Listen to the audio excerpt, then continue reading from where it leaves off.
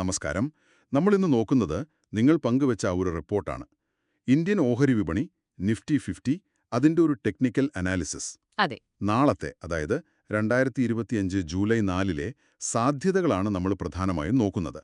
ഇന്നലത്തെ July 3-ലെ data വെച്ചിട്ടാണ് ഈ വിശകലനം മുഴുവൻ. ശരിയാണ്. അപ്പോൾ ഇതിലെ പ്രധാന പോയിന്റുകൾ എന്തൊക്കെയാണ്? വിപണി ഇനി എങ്ങോട്ട് പോവാനാണ് സാധ്യത? ഇതൊക്കെ നമുക്കൊന്ന് വിശദമായിട്ട് നോക്കിയാലോ. ഇന്നലെ മാർക്കറ്റ് ഒരു ചെറിയ ഡൗണിലായിരുന്നല്ലോ ക്ലോസ് ചെയ്തത്. അതെ. ഇന്നലെ ജൂലൈ 3-ന് നിഫ്റ്റി ക്ലോസ് ചെയ്തത് 25,405.30-ലാണ്. അതൊരു ചെറിയൊരു താഴ്ചയാണ്, ഒരു 0.19%. ഓക്കെ. ദിവസത്തെ ഏറ്റവും ഉയരം 25,587.50 താഴ്ന്നത് 25,380.10. ഏകദേശം 25,560 റേഞ്ചിലാണ് രാവിലെ തുടങ്ങിയത്. പിന്നെ ഒരു റേഞ്ചിനുള്ളിൽ തന്നെയായിരുന്നു മിക്കവാറും സമയവും. ശരി. അപ്പോൾ ഈ റിപ്പോർട്ടിൽ ചില പ്രധാനപ്പെട്ട വില നിലവാരങ്ങൾ പറയുന്നുണ്ട്, സപ്ലൈ ഡിമാൻഡ് സോണുകളെന്നൊക്കെ. അതൊന്ന് ലളിതമായിട്ട് പറയാമോ? എവിടെയാണ് വിൽക്കാൻ സാധ്യത, എവിടെ വാങ്ങാൻ സാധ്യത? പറയാം.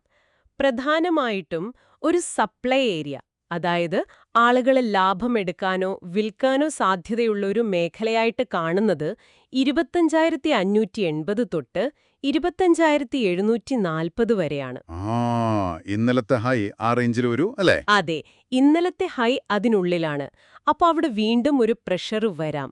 അതുപോലെ അതിന്റെ മുകളിൽ 25,770, 25,800 എന്നൊരു ലെവലും ഒരു തടസ്സമായിട്ട് കാണുന്നുണ്ട്. അതെന്തുകൊണ്ടാണ്? അത് ചില പഴയ കണക്കുകൾ വെച്ചിട്ടും പിന്നെ 26,000 എന്ന റൗണ്ട് നമ്പറിൽ ഒരുപാട് കോൾ ഓപ്ഷനുകൾ എഴുതിയിട്ടുണ്ട്.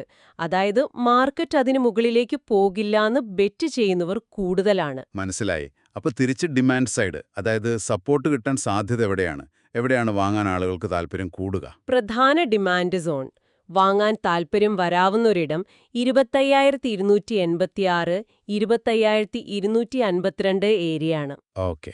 ഇവിടെ 10 ദിവസത്തെ മൂവിംഗ് ആവറേജും മുമ്പത്തെ ഒരു റാലിയുടെ ഒരു പ്രധാനപ്പെട്ട റീട്രേസ്മെന്റ് ലെവലും വരുന്നുണ്ട്. കഴിഞ്ഞ 2 ദിവസമായിട്ട് മാർക്കറ്റ് ഈ ലെവലിൽ തട്ടി നിൽക്കുന്നുണ്ട്. അതൊരു നല്ല സപ്പോർട്ടായി പ്രവർത്തിക്കുന്നുണ്ട് ഇപ്പോൾ. ശരി. ഇനി ഇതിനും താഴെ പോയാൽ അടുത്തൊരു പ്രധാന സപ്പോർട്ട് 25,120, 25,000 സോണാണ്. കാരണം 25,000-ൽ ഒരുപാട് പുട്ട് ഓപ്ഷനുകളുണ്ട്. അത് നല്ലൊരു താങ്ങായിരിക്കും. ഓക്കെ. അപ്പോൾ ഈ വില നിലവാരങ്ങൾ കൂടാതെ വിപണിയുടെ ഒരു മൊമെന്റം, അതിന്റെ ശക്തി അളക്കുന്ന RSI പോലെയുള്ള ഇൻഡിക്കേറ്ററുകൾ എന്താണ് പറയുന്നത്? അവിടെ ഒരു ചെറിയ വ്യത്യാസമുണ്ടെന്ന് തോന്നുന്നു. അതാണ് രസകരം. ഡെയിലി ചാർട്ട്, അതായത് ഒരു ദിവസത്തെ ക്യാൻഡിൽ വെച്ച് നോക്കുമ്പോൾ RSI 51.7 ആണ്. ഇത് 50-ന് മുകളിലാണല്ലോ. അതെ. അപ്പോൾ അത് പൊതുവേ ഒരു പോസിറ്റീവ് സൈനാണ്. പക്ഷേ നമ്മൾ ചെറിയ ടൈം ഫ്രെയിം, അതായത് ഒരു മണിക്കൂർ ചാർട്ടോ 15 മിനിറ്റ് ചാർട്ടോ എടുത്ത് നോക്കിയാൽ ഈ RSI 50-ന് താഴെയാണ്. ഏകദേശം 44, 38 ഓ, അപ്പോൾ ഷോർട്ട് ടേമിൽ ഒരു വീക്ക്നെസ് കാണിക്കുന്നുണ്ട്. അതെ, ഹ്രസ്വ കാലയളവിൽ ഒരു ബലക്ഷയം കാണിക്കുന്നു. ഇതിന്റെ അർത്ഥം വലിയ ചിത്രത്തിൽ ഒരു അപ് ട്രെൻഡ് നിലവിലുണ്ടെങ്കിലും തൊട്ടടുത്ത ദിവസത്തേക്ക് ഒരു വലിയ മുന്നേറ്റത്തിനുള്ള ശക്തി കുറവാണ്. തൽക്കാലം ഈ പറഞ്ഞ 25,250-നും 25,600-നും ഇടയിൽ മാർക്കറ്റ് സൈഡ് വേസ് പോകാനാണ് സാധ്യത. അപ്പോൾ ഈ സൂചനകളൊക്കെ വെച്ച് നോക്കുമ്പോൾ ഒരു ട്രേഡർ എന്ന നിലയിൽ എന്തൊക്കെ സാധ്യതകളാണ് ഈ റിപ്പോർട്ടിൽ പറയുന്നത്?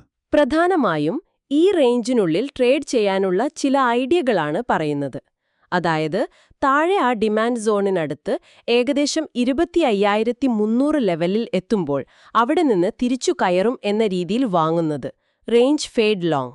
ഓക്കെ. അതുപോലെ മുകളിൽ ആ സപ്ലൈ സോണിനടുത്ത് 25,580, 25,600 ലെവലിൽ ചെറിയ ലാഭത്തിനു വേണ്ടി വിൽക്കുന്നത്, സ്കാൽപ് ഷോർട്ട്. ഇതൊരു റേഞ്ച് ട്രേഡിംഗ് സ്ട്രാറ്റജി. അതെ, പക്ഷെ എപ്പോഴും ഈ റേഞ്ചിൽ നിൽക്കണമെന്നില്ലല്ലോ. അതുകൊണ്ട് 25,600 എന്ന ലെവലിന് മുകളിലോ അല്ലെങ്കിൽ 25,250 എന്ന ലെവലിന് താഴെയോ മാർക്കറ്റ് നല്ലൊരു ക്ലോസിംഗ് തന്നാൽ ആ ദിശയിലേക്ക് ഒരു ട്രേഡ് എടുക്കുന്ന കാര്യവും ബ്രേക്ക്ഔട്ട് ലോങ് അല്ലെങ്കിൽ ബ്രേക്ക് ഡൗൺ ഷോർട്ട് പരിഗണിക്കാവുന്നതാണ്.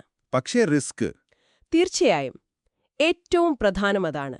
എന്ത് ട്രേഡ് എടുത്താലും ഒരു സ്റ്റോപ്പ് ലോസ് നിർബന്ധമായും വെക്കണം, നഷ്ടം പരിമിതപ്പെടുത്താൻ. പിന്നെ നമ്മുടെ കയ്യിലുള്ള മൊത്തം തുകയുടെ ഒരു ചെറിയ ശതമാനം, ഇവിടെ പറയുന്നത് 0.5% ആണ്. അതിൽ കൂടുതൽ റിസ്ക് ഒരു ട്രേഡിൽ എടുക്കരുത് എന്നും പറയുന്നുണ്ട്. റിസ്ക് മാനേജ്മെന്റ് വളരെ പ്രധാനമാണ്. ശരിയാണ്. ഈ ടെക്നിക്കൽ കാര്യങ്ങൾക്ക് പുറമെ മാർക്കറ്റിനെ സ്വാധീനിക്കാൻ സാധ്യതയുള്ള മറ്റു ചില വാർത്തകളും കാര്യങ്ങളുമുണ്ടല്ലോ. അതെന്തൊക്കെയാണ്? ഉണ്ട്. ചില പോസിറ്റീവ് കാര്യങ്ങളുണ്ട്. ഇന്ത്യ-US വ്യാപാര കരാർ ഏകദേശം അവസാന ഘട്ടത്തിലാണെന്നുള്ള വാർത്ത നല്ലതാണ്. ആ ഒരു കാര്യം, ഇന്ന് ജൂലൈ 4 ആയതുകൊണ്ട് US മാർക്കറ്റ് അവധിയാണ്. അതിന്റെ ഒരു ഇമ്പാക്റ്റ് എങ്ങനെ വരുമെന്ന് നോക്കണം. ഓക്കേ. പിന്നെ ക്രൂഡ് ഓയിൽ വില കുറഞ്ഞത് $69 താഴെ നിൽക്കുന്നത് അത് നമുക്ക് പൊതുവെ നല്ലതാണ്. രൂപ ഡോളറിനെതിരെ ശക്തിപ്പെട്ട് 85.20 ഒക്കെ ആയതും നല്ല കാര്യമാണ്. ഫോറിൻ ഇൻവെസ്റ്റേഴ്സിന്റെ കാര്യമോ? വിദേശ നിക്ഷേപകർ FIIs ചെറിയ തോതിലാണെങ്കിലും വാങ്ങൽ തുടരുന്നുണ്ട്. ഇന്നലെ ഒരു 150 കോടിയുടെ നെറ്റ് പർച്ചേസ് ഉണ്ടായിരുന്നു. അതും ചെറിയൊരു പോസിറ്റീവാണ്. അപ്പോ ഈ പറഞ്ഞ റേഞ്ച് ബൗണ്ട് അവസ്ഥയെ ഡെറിവേറ്റീവ് ഡേറ്റ, അതായത് ഓപ്ഷൻസും ഫ്യൂച്ചേഴ്സും സപ്പോർട്ട് ചെയ്യുന്നുണ്ടോ? ഒരു പരിധിവരെയുണ്ട്. ഡെറിവേറ്റീവ് ഡേറ്റ നോക്കുമ്പോൾ 25,500-ലും അതിനേക്കാൾ കൂടുതലായി 26,000-ലും നല്ല രീതിയിൽ കോൾ ഓപ്ഷൻസ് കാണുന്നുണ്ട്. കോൾ ഓപ്പൺ ഇൻട്രസ്റ്റ് അവിടെ കൂടുതലാണ്. അതായത് മുകളിലേക്ക് പോകാൻ തടസ്സങ്ങൾ. അതെ, ഈ ലെവലുകൾ കടക്കാൻ മാർക്കറ്റിന് കുറച്ച് ബുദ്ധിമുട്ടുണ്ടാവാമെന്നത് സൂചിപ്പിക്കുന്നു. അതേസമയം താഴെ 25,000-ൽ നല്ല സ്ട്രോങ് ആയിട്ടുള്ള പുട്ട് ഓപ്പൺ ഇൻട്രസ്റ്റുമുണ്ട്. അത് നല്ലൊരു സപ്പോർട്ടാണ്. നേരത്തെ പറഞ്ഞ ഡിമാൻഡ് സോൺ പോലെ. അതെ. പിന്നെ പുട്ട് കോൾ റേഷ്യോ PCR, അത് മാർക്കറ്റിലെ ഒരു പൊതുവായ സെന്റിമെന്റ് അറിയാൻ സഹായിക്കും. അത് 0.78-ൽ നിന്ന് 0.99 ആയിട്ട് കൂടിയിട്ടുണ്ട്. അതിന്റെ അർത്ഥം ഓവറായിട്ടുള്ള പേടി കുറയുന്നു, അല്ലെങ്കിൽ ഷോർട്ട് പൊസിഷനുകൾ കുറയുന്നു എന്നാണ്. ഇതൊരു ന്യൂട്രൽ അല്ലെങ്കിൽ ഒരു ചെറിയ ബുള്ളിഷ് സൂചനയായിട്ട് വേണമെങ്കിൽ കാണാം. പിന്നെ നിഫ്റ്റി ഫ്യൂച്ചേഴ്സിൽ പുതിയ ഷോർട്ട് പൊസിഷനുകളും വരുന്നുണ്ടെന്നും കാണുന്നു. ഇതെല്ലാം ചേർത്ത് വായിക്കുമ്പോൾ മാർക്കറ്റ് തൽക്കാലം ഈ പറഞ്ഞ 25,250-നും 25,800-നും ഇടയിലുള്ള റേഞ്ചിൽ തന്നെ തുടരാനാണ് സാധ്യത. 25,580, 25,600 റെസിസ്റ്റൻസ് വളരെ പ്രധാനമാണെന്ന് തോന്നുന്നു. നമുക്ക് പ്രതീക്ഷിക്കാൻ പറ്റൂ. അപ്പോൾ ഇന്നത്തെ ഈ ഒരു വിശകലനം നിങ്ങൾക്കെല്ലാവർക്കും ഉപകാരപ്രദമായി എന്ന് കരുതുന്നു. ഇവിടെ നമ്മൾ കണ്ട ഒരു പ്രധാന കാര്യം, ഷോർട്ട് ടേം ഇൻഡിക്കേറ്ററുകൾ ഒരു വീക്ക്നെസ് കാണിക്കുമ്പോൾ തന്നെ ലോങ് ടേം ട്രെൻഡ് ഇപ്പോഴും പോസിറ്റീവായിട്ട് നിൽക്കുന്നു എന്നതാണ്, അല്ലേ? ശരിയാണ്. ഈ ചെറിയ ടൈം ഫ്രെയിമിലെ RSIയുടെ കുറവും കോൾ OI പ്രഷറുമൊക്കെ ഒരു താൽക്കാലിക തളർച്ചയെ സൂചിപ്പിക്കുന്നു. പക്ഷേ 200 ദിവസത്തെ EMA മുകളിലോട്ടാണ്. 25,000-ലെ പുട്ട് സപ്പോർട്ട് ശക്തമാണ്. അപ്പോൾ ഈ രണ്ട് വിരുദ്ധ സിഗ്നലുകളെ മാർക്കറ്റ് എങ്ങനെയാണ് ഇനി ബാലൻസ് ചെയ്യുക എന്നത് നമ്മൾ ശ്രദ്ധിക്കണം. അതെ, അത് കണ്ടറിയണം.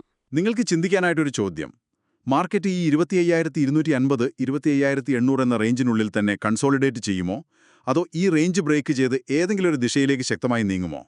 നിങ്ങളുടെ നിരീക്ഷണങ്ങൾ എന്തൊക്കെയാണ്? അടുത്ത എപ്പിസോഡിൽ കാണാം.